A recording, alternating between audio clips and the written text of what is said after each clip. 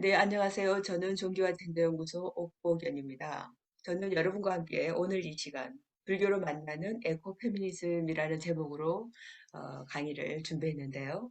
이 강의는 인드라망의 세상에서 만나는 에코페미니즘이라는 제목으로 어, 불교 환경연대가 주관하고 성평등 불교연대가 주최하고 그리고 사단법인 불교 아카데미가 후원하는 강좌의 첫 번째 여는 강좌입니다. 과연 불교와 에코페미니즘이 어떤 관계가 있을까? 어떤 분들은 아니 불교를 얘기하는데 왜 에코페미니즘이냐? 라고 반문을 제기하실 수도 있겠는데요. 오늘 저는 이 불교라는 이 우리 붓다의 가르침 속에 에코페미니즘, 오늘날 21세기에서 얘기하는 에코페미니즘이 모두 다 담겨 있다라는 관점에서 여러분들에게 불교로 만나는 에코페미니즘을 소개할까 합니다.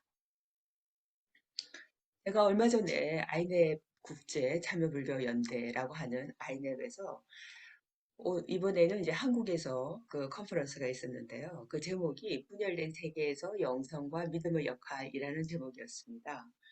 거기에 제가 이번에 참석을 해서 젠더 이슈 관련해서 성평등 한 그 교단을 만들기 위해서 우리가 무엇을 해야 되는가라는 주제로 또그 토론을 좀 했었는데요.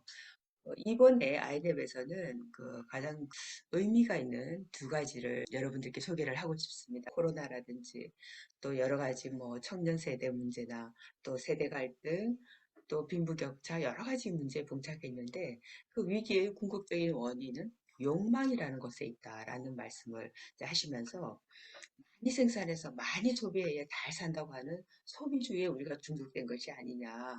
그리고 절제를 가르쳐야 할 종교가 이런 욕망을 부추기는 혹은 복을 비는 종교로 전락했다라고 말씀하시고 그리고 종교가 본래의 모습으로 돌아가기 위해 종교의 사회적인 실천을 강조하기도 한 분이 이제 이번에 서울에서 아이넵을 주최한 정토회의 법륜 스님의 말씀이셨습니다. 그래서 부처님의 가르침 자체가 engaged Buddhism, 그 참여 불교이다라고 법륜 스님께서 말씀하시면서 우리 사회의 여러 가지 문제에 대해서 불자는 적극적으로 이 문제 해결을 위해서 참여해야 되는 것이 아니냐라는 말씀을 해주셨습니다.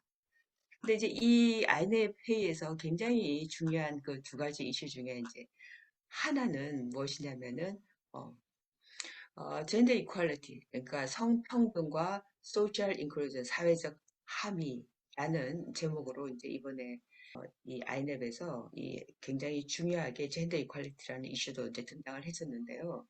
성전환을 한 여성이죠. 그 여성분이 그 어떤 그 우리 사회에서 얘기하는 사회적인 소수자, 성소수자, LGBTIQ 플러스.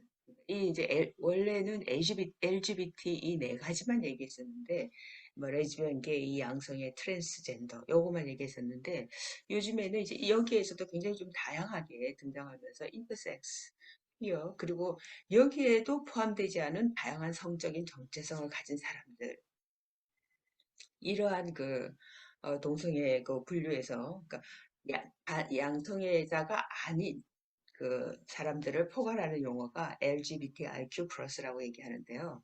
그래서 이제 우리 사회가 이제는 단순히 남성, 여성 두 성뿐만 아니라 이러한 그 LGBTIQ 플러스도 포함하는 포괄적인 인권에 대한 논의가 이제 시작돼야 된다라는 얘기를 사실은 그 이런 불교 이쪽에서 공식적으로 어, 공식적인 담론으로 등장한 것은 제가 생각할 때는 굉장히 그 획기적인 이슈가 아닌가라는 생각이 듭니다. 이전까지만 하더라도 성평등, 그러니까 남성, 여성 간의 성평등 이슈에 관심을 가졌다면, 이제는 그것뿐만 아니라 이런 성소수자 문제도 불교가 끌어안아야 될 시점에 와 있다라는 것을 이 공식적인 담론을 현장으로 끌어올린 이 사건은 굉장히 우리 불교 교단에서는 진일보한 성평등과 관련해서 진일보한 어, 현실이 아닌가라는 생각이 들어서 굉장히 좀 마음이 뿌듯했습니다.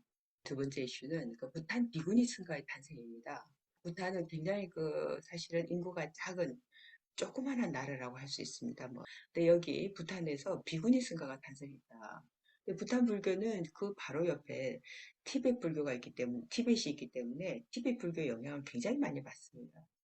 여러분도 아시다시피 티베트 불교는 비구니가 없습니다. 왜냐하면은 비구니 승간이 사라진 지 오래됐기 때문에 이 비구니들은 그 흔히 이제 수계를 받을 때 이부승 수계라고 얘기하는데요. 비구 승가로부터도 수계받고 비구니 승가로부터도 수계를 받고 이렇게 이부승 수계를 받아야 되는데 비구니 승가가 사라졌기 때문에 비구니 승가로부터 계를 줄 사람이 없어졌다는 거죠. 그래서 이부승 추계가 되지 않기 때문에 비구니의 승단이 회복될 수가 없다. 라고 티베트 불교에서는 얘기를 하고 있기 때문에 티베트 불교에서는 비구니 승가가 없습니다. 태국도 마찬가지고요. 태국 승가 최고위원회가 그래서 이제 여성 추계 금지법을 제정하게 됐습니다. 근데 이제 이 태국이란 나라는 여러분도 아시다시피 국민의 95%가 불교이고 모든 그러니까 대부분의 남성들이 어떤 일정한 연령이 되면 출가를 한번 경험을 합니다. 그래서 출가하는 것이 뭐 당연시 여겨지는 그러한 불교 국가입니다. 근데 이 태국에서조차도 비구니 승가가 없기 때문에 여성들은 비구니가 아니라 매치라고 불리는데요. 매치는 이제 비구니가 아닌 거죠. 여성 수행자라고 얘기를 할 수 있습니다. 그래서 태국조차도 국민의 95%가 불교를 믿고 있는 불교 국가임에도 불구하고 비구니 승가가 없다는 거죠. 근데 이제 여기 태국 불교에서 이제 그 2003년도에 그 담마란타 스님이라고 굉장히 또 활동적이고 굉장히 사회활동도 많이 하시고 봉사활동도 많이 하시는 담마란타 스님이 계시는데 이 스님께서 2003년도에 스리랑카를 가셔서 다른 불교 국가 비구니 승가와 비구니와 또 비구 이 스님들로부터 해가지고 수기를 받게 됩니다. 그래서 이제 태국 같은 경우에도 비구니가 되고 싶다 하시는 분들은 다른 나라에 가서 수기를 받아오기도 하고요. 한때는 이제 우리나라 비구니 스님과 비구 스님이 가셔가지고 수기를 주기도 했어요. 그래서 이게 이제 법적으로 율법에서 보면은 비구와 비구니로부터 수계를 받았으니까 이게 합법적이라고 볼 수 있음에도 불구하고 태국이라든지 뭐 미얀마라든지 이런 쪽에서는 아니 상좌 불교 국가의 비구니로부터 계를 받아야지 대승불교 한국이 대승불교니까 대승국가 불교 국가에서 비구니 계를 받는 것은 맞지 않다. 그래서 그 내부에서는 인정을 하지 않아요. 근데 이제 부탄에서 비구니 승가가 성립이 된 겁니다. 2022년 올해 6월 21일 날 142명의 비구니 수기식이 있었습니다. 그래서 지금 2007년도에 사실은 독일의 함부르크 대회에서 수많은 불교 페미니스트와 뭐 비구니 스님들 아주 그 유명하신 분들이 모여가지고 일종의 그 학술 토론 대회를 하면서 비구니 승가를 다시 설립하게 해달라라고 지금 현재 관세음보살의 화신이라고까지 추앙받고 계시는 달라이라마 존자께 이제 부탁을 드렸습니다. 아쉽게도 당시에 달라이라마 존자께서는 티베트 불교가 뭐 5대 종파 이렇게 나눠져 있는데 당신은 거기에서 한 종파의 그 대표에 불과하다. 그래서 당신이 이 문제를 결정할 수 있는 위치에 있지 않다라는 말씀을 하시면서 사실상 무산됐었습니다. 그래서 그 이후로부터 샤가디타 이제 그 전 세계 불교 여성 대회가 있죠. 샤가디타가 이제 열릴 때마다 전 세계 그 비구니 스님과 또 뭐 여성 수행자들과 그리고 여성 불자들이 다 모여가지고 이 비구니 승가의 그 회복 이것이 거의 어찌 보면은 거의 제일 뭐 제1의 이슈이다, 제1의 과제이다라고 했었는데 그럼에도 불구하고 그게 성립이 안 됐었어요. 근데 부탄에서 비구니 승가가 성립이 된 거예요. 부탄은 이제 국민들로부터 굉장히 신망을 받고 계시는 젊은 왕이 계시는데 그 왕의 어머니가 이제 출가를 하신 겁니다. 국법으로 비구니 승가를 허용한다라고 해서 부탄 국왕의 확고한 결심으로 비구니 승가가 탄생한 거예요. 2007년도 독일 함부르크 대회 이후부터 시작해서 끊임없이 싸웠는데 그렇게 노력해왔던 그 성과인가? 라고 볼 때 그것도 사실 좀 애매한 게 티벳은 아직까지 비구니 승가가 없으니까 그리고 또 티베트 불교에서 이런 제도적인 그 비구니를 비군이를 인정할 수 없다라는 제도 성불평등 정식시킬 수가 있나? 라고 봤을 때 여전히 확고하게 비구니 승가를 티베트 불교에서는 거부하고 있고 태국도 마찬가지고요. 그래서 우리 이제 리타 그로스가 얘기하는 가부장제 이후의 불교는 도대체 어떤 모습일까라고 했을 때, 아, 이것이 승가가 아니라 어떤 사회적인 변화에 따라서 사회적인 어떤 그 성평등에 대한 그 확고한 의지, 요구에 따라서 아, 교단을 변화시킬 수가 있구나라는 것을 보여준 게 아닌가라고 생각합니다. 그래서 이 아이넵에서 이 두 가지 큰 이슈, 성소수자가 공적 담론에 등장한 것과 부탄에서 비구니 승가가 성립된 것은 이번 그 아이넵에서 이거 굉장히 큰 변화이다라고 저는 생각을 해서 여러분에게 소개를 시켜드렸습니다. 이제 그 이번 강좌의 제목이 인드라망을 세상에서 만나는 에코페미니즘이었어요. 도대체 이 인드라망이 뭐지? 라고 얘기했을 때 인드라스네. 인드라망은 불교적인 세계관을 이야기하는 아주 상징적인 용어이죠. 그래서 인드라망이란 뭐냐면 제석천의 궁전을 중심으로 삼천, 대천 세계에 연결된 그물을 얘기합니다. 인드라망. 근데 이제 그 그물이 단순한 그물이 아니라 그물이 막 연결되어 있는 그 이음새마다 구슬이 달려 있어요. 이 구슬이 서로를 다 비춰주는 거예요.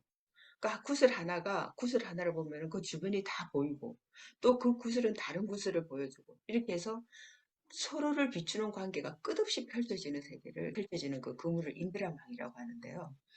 이 인드라망은 개체성, 그러니까 하나의 구설, 개체성을 유지하지만 결코 그 하나는 다른 것들과 떨어져서 존재할 수 없다는 이 연기적인 세계관을 보여줍니다. 그래서 이것을 우리 인간이 살고 있는 세상과 세계관과 비유했을 때 모든 인간은 혹은 모든 생명체는 하나하나가 다 존귀한 존재다. 왜? 그 생명이 존재하는 이유가 다 있다는 거죠. 그래서 그 모두 다가 존귀한 존재이고 그 각각은 서로가 서로에게 빛과 생명을 주면서 더불어 존재한다. 불교에서 흔히 얘기할 때 부부는 전체요, 전체는 부분이다. 이런 말을 하고 있습니다. 그래서 인드라망이라고 했을 때는 굉장히 이제 그 불교적인 세계관을 얘기한다라고 할 수 있습니다. 요즘에 이제 기후위기란 말을 너무나도 이제 많이 사용하고 있는데요. 이 기후위기에서 왜 불교인가라는 질문을 할 수 있습니다. 근데 저희가 이제 가만히 생각해 보면 불교라고 했을 때 이 불교라는 종교는 굉장히 자연 친화적인 종교라고 할 수 있습니다. 사찰의 위치 자체가 굉장히 자연 친화적이라는 거죠. 숲속에 있으면서 혹은 자연과 함께 지내고 있고요.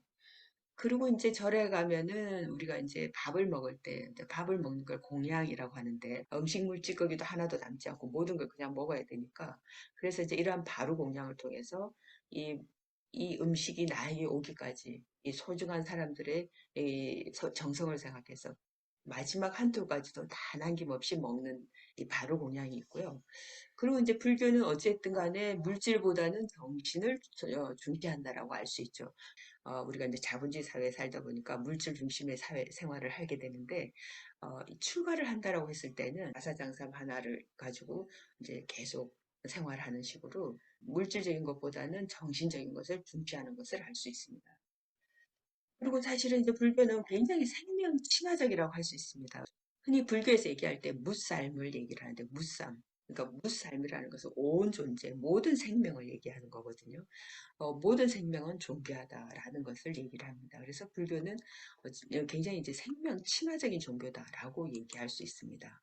그리고 또 이제 불교에서 얘기할 때 모든 게 서로 기대어서 생겨난다. 중인연생이다.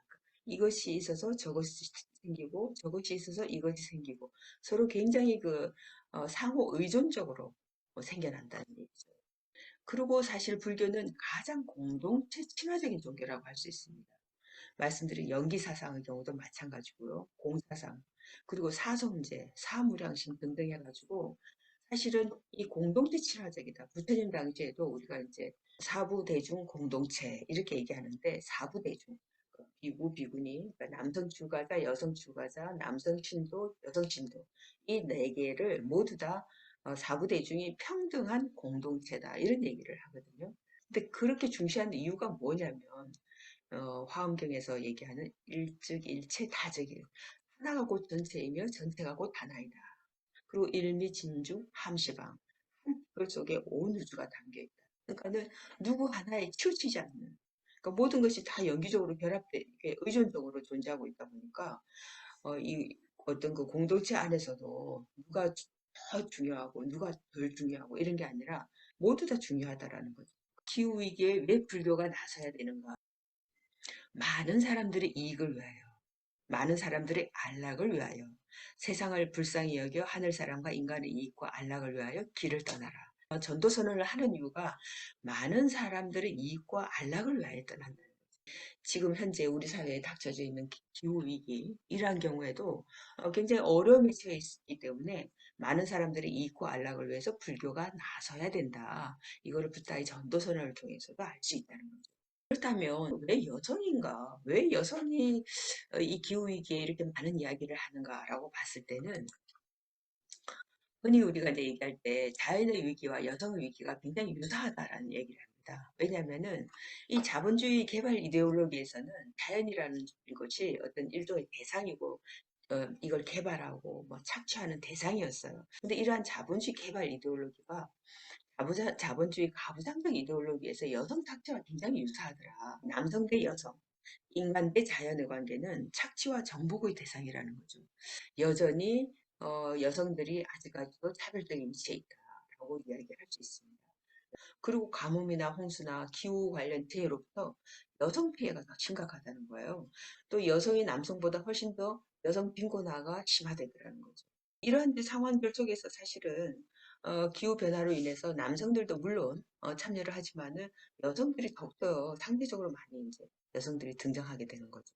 그래서 70년대 이제 인도의 치코 여성들 멀리까지 갈 필요 없죠. 우리나라의 밀양 할매들 또 유명하죠. 할머니들이 나서가지고 이제 송전탑 반대 운동을 하시고 지금까지도 그런 일이 벌어지고 있죠. 기후 변화로 인해서 여성들이 이제 주로 얘기하는 것은 개발이 아니라 상생, 자연과 함께 살아가는 것을 이제 강조하게 되고 기후 변화를 잘 극복할 수 있을 것인가라고 얘기했을 때 이 기후 정의는 곧 젠더 정의다. 그래서 클라이미트 저스티스가 결국에는 젠더 저스티스가 될 수 있다라는 이야기를 통해서 여성들이 훨씬 더 상대적으로 앞장서게 됩니다.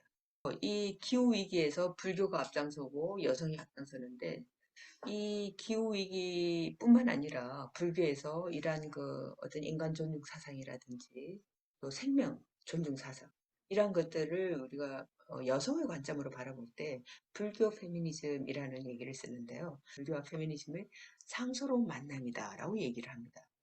이 불교와 페미니즘이 도대체 어떻게 해서 결합이 될 수 있나라고 봤을 때 불교와 페미니즘은 굉장히 유사하다는 거죠. 왜냐하면은 불교도 페미니즘도 경험을 중시합니다. 불교도 수행을 해야 되고요. 페미니즘도 남성과 여성이 동등한 권리를 가지고 있는데 아니 여성이 차별받는다.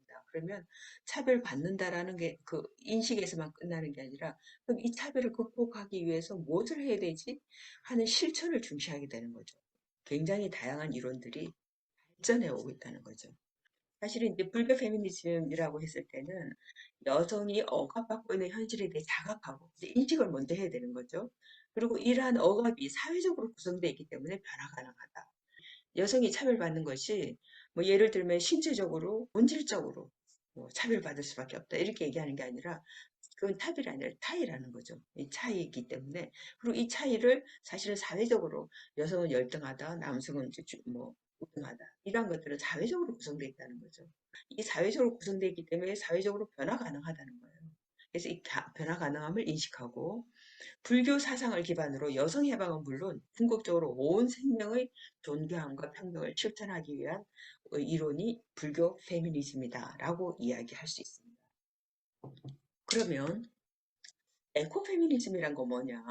에코페미니즘은 에컬러지하고 페미니즘하고, 그러니까 생태학과 페미니즘이 합쳐진 용어라고 할 수 있는데요. 근데 이 기존의 생태학에서는 인간을 위해서 모든 것들은 다 존재한다. 라고 생각하는 인간 중심성을 생태학에서는 비판해 왔는데, 에코페미니즘은 그 인간 중에서도 남성 인간 중심이라는 것을 비판하고 있습니다. 여성의 관점으로 이 생태학을 보니까 또 달라지더라는 거죠. 그래서 에코페미니즘은 여성의 관점에서 생태학을 보는 것이라고 얘기할 수 있습니다. 에코페미니즘 중에서도 또 다양한 그 관점들이 있습니다. 그 중에서도 우리 불교를 베이스로 해가지고 이번 강좌가 만들어졌기 때문에 이 종교, 특히 불교뿐만 아니라 기독교나 천주교나 이러한 종교와 에코페미니즘이 또 만나는 이 부분들을 우리가 영적 에코페미니즘이라고 얘기합니다. 그러면 영적 페미니즘은 뭐냐라고 했을 때 모든 존재는 그 나름의 가치를 가지고 있다라는 것이고요. 그리고 모든 존재는 자연의 일부다. 굉장히 상호의존적이라는 거죠. 이 영적 에코페미니즘이 굉장히 그 붓다의 가르침과도 다를 바가 없다. 이런 얘기를 할 수 있습니다. 그래서 이제 영적 에코페미니즘이라고 얘기했을 때 이 영적이라는 것은 그 종교적이라는 것은 영성이라고도 얘기할 수 있겠죠. 이 영적이라는 것은 단순히 불교뿐만 아니라 기독교나 천주교나 모든 종교가 가지고 있는 공통적인 가치라고 얘기할 수 있습니다. 여성 신학자, 굉장히 유명한 스타벅이라는 여성 신학자가 있는데요. 그녀는 이렇게 얘기합니다. 저는 지구가 신성하다고 믿고 여성과 여성의 몸이 신성한 존재라는 것을 믿고 또 나의 영성은 항상 불평등한 권력 구조에 도전하는 페미니즘과 연결되고 이 또한 그것은 또한 인종, 계급, 성적 선호의 불평등에 도전하는 거죠.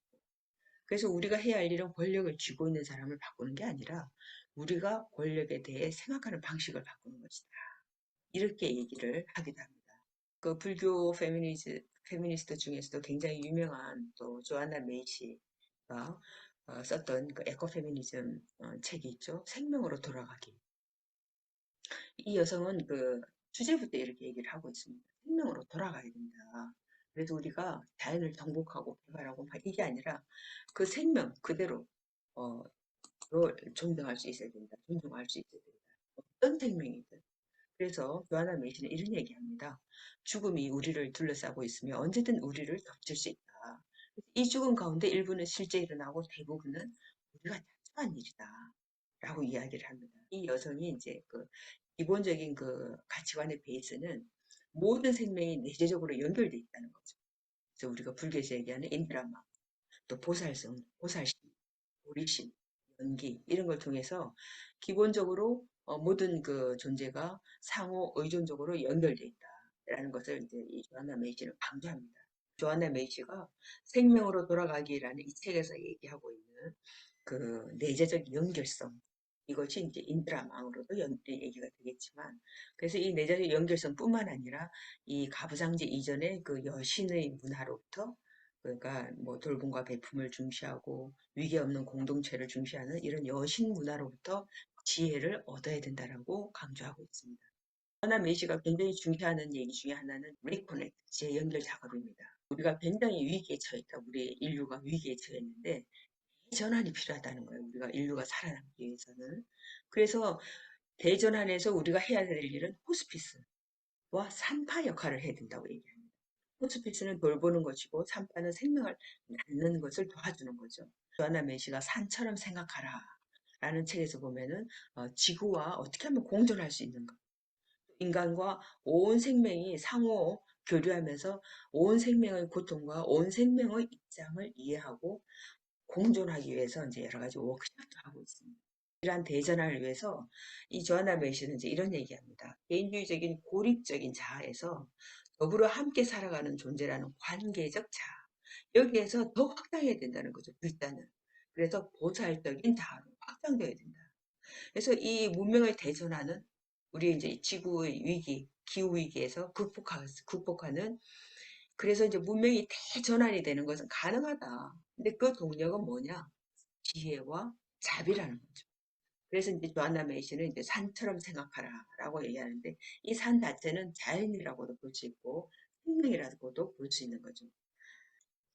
이제 제가 또 하나 소개해드리고 싶은 것은 이제 미왕사나 정토에서의 공양계입니다. 공양계에 보면은 미왕사도 한 방울의 물에도 천재의 은혜가 스며들어 있다.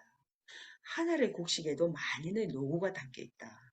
그래서 이걸 먹고 몸과 마음을 바로하고 청정하게 살겠다라고 공양계를 하죠.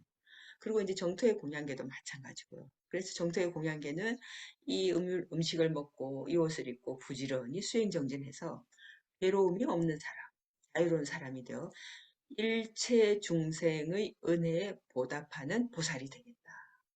예, 이렇게 큰 보살 서원을 세우면서 공양계를 하게 됩니다.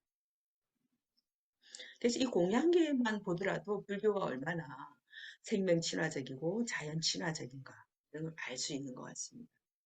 기후위기의 대안으로 이제 불교는 사실은 이제 자본주의 사회에서 불교 교리는 자본주의하고 맞지 않다 이런 얘기를 하시는 생각할 수도 있는데요. 사실은 불교 경제학이라고 해가지고 부처님의 이제 그 가르침 중에 그 니까야라고 해서 이제 초기 경전을 보면은 그 재물에 대해서도 많은 이야기를 부처님께서 가르침을 주고 계십니다. 그 중에서 불교의 재물관을 보면요.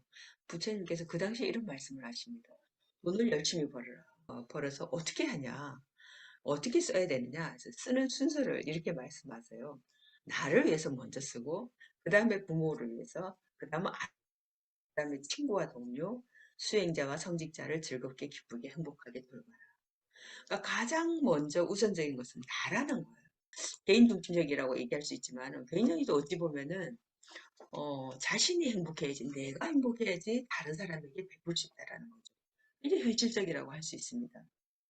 그리고 불교의 노동자관을 볼 수 있는데요. 주인은 하인과 고용인에 대해서 5가지 마음을 가져야 된다. 이런 말씀을 하십니다.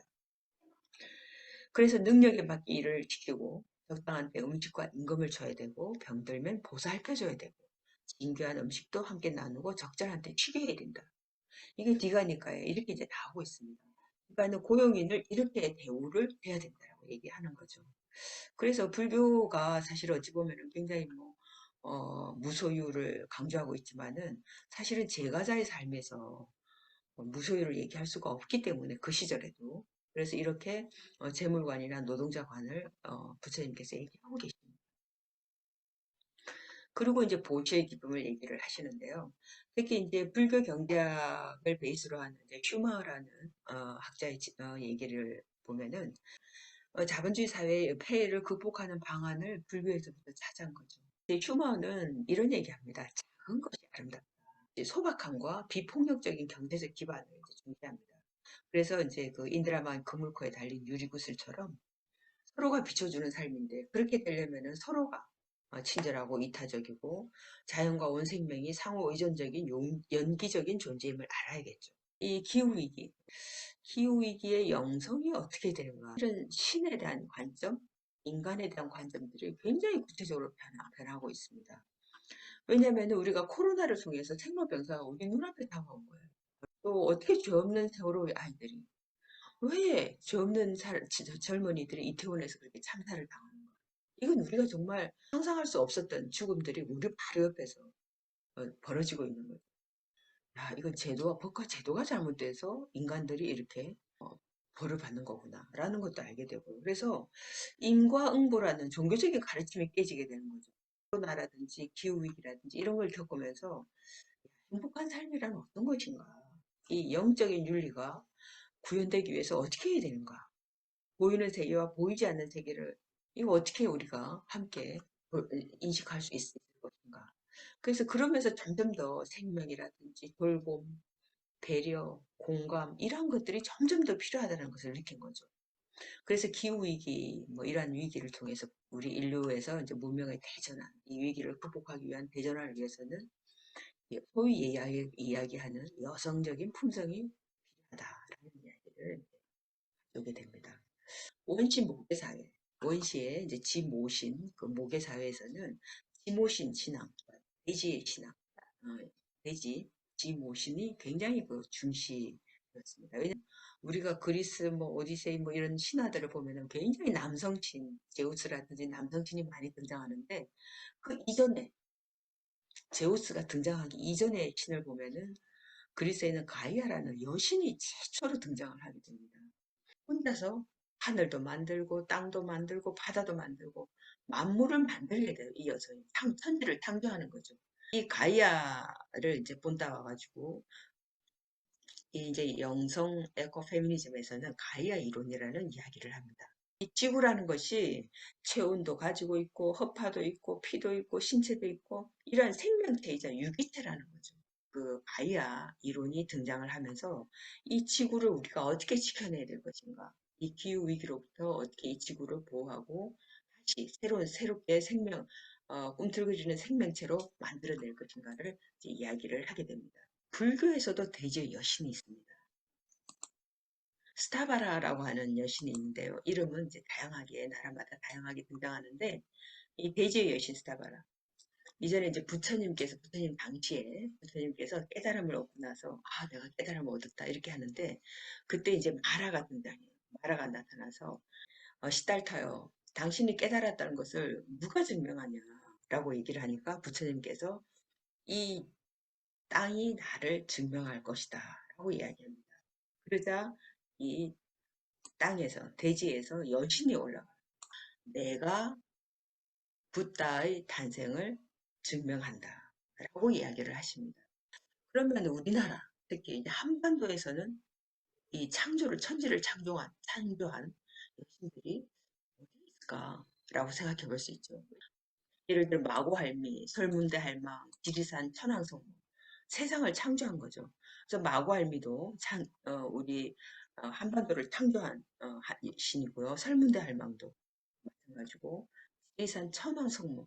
지리산은 특히 이제 그 여신 문화가 강한데요. 천왕성모 때문입니다. 천황이라고 했을 때 하늘의 황제, 하늘을 다스리는 지배하는 성스러운 어머니라는 거죠. 그래서 천지를 창조했다라는 이야기로 얘기를 할 수 있습니다. 우리가 그 우리 특히 이제 한국 토착 여산신들이 많이 있습니다. 이 여산신들은 만물을 창조하고요. 새로운 나라를 세우는 국가를 세우는 시조모의 성격이 강한데요. 산에 있는 영험한 이 산이라는 공간에 머물고 있는 신이 여산신이 굉장히 한국에는 많다라는 겁니다. 불교가 한반도에 들어오면서 이 산에 거주하고 있는 여산신들을 습합을 하게 됩니다. 그래서 산신이 거주하는 뭐 산신각, 살령각, 삼성각 이러한 것들을 사찰 경내로 들어오게 합니다. 여러분들이 그 지리산의 대원사를 가면은 굉장히 그 유명한 지리산 대원사 여산신을 만날 수 있습니다. 그래서 이 산신 문화, 우리나라는 지금도 여전히 뭐 3월달, 4월달 되면은 산신제를 많이 하지 않습니까? 실은 산신이라는 존재는 우리가 흔히 이제 토템 뭐 어떤 미신 이렇게 생각하는 게 아니라 우리 생활에 살아서 지금 우리들에게 힘과 용기를 주는 존재이죠. 그 왜 기후위기에서 출발해서 기후위기가 왜 불교에서 기후위기를 얘기하는가? 왜 그 기후위기를 여성이 더 많이 이야기하는가? 에서부터 쭉 내려와서 불교가 페미니즘과 만나서 불교 페미니즘 얘기가 나왔고요. 그리고 여기에 또 자연이 더 가미가 돼서 불교와 에코페미니즘의 만남 이런 얘기를 해봤습니다. 에코페미니즘과 만남을 얘기할 때 에코페미니즘 중에서도 영성 에코페미니즘을 얘기하다 보니까 결국에는 영성, 불교라는 혹은 불교, 기독교, 뭐 천주교 이런 영적인 어떤 가르침 혹은 영적인 인식 이러한 것들을 얘기하다 보니까 불교와 기독교 뭐 이러한 종교에서는 이 영적인 부분에서는 그 뭐 큰 차이가 없더라 에코페미니즘을 이야기하는 데 있어서 이런 얘기를 나눴고요.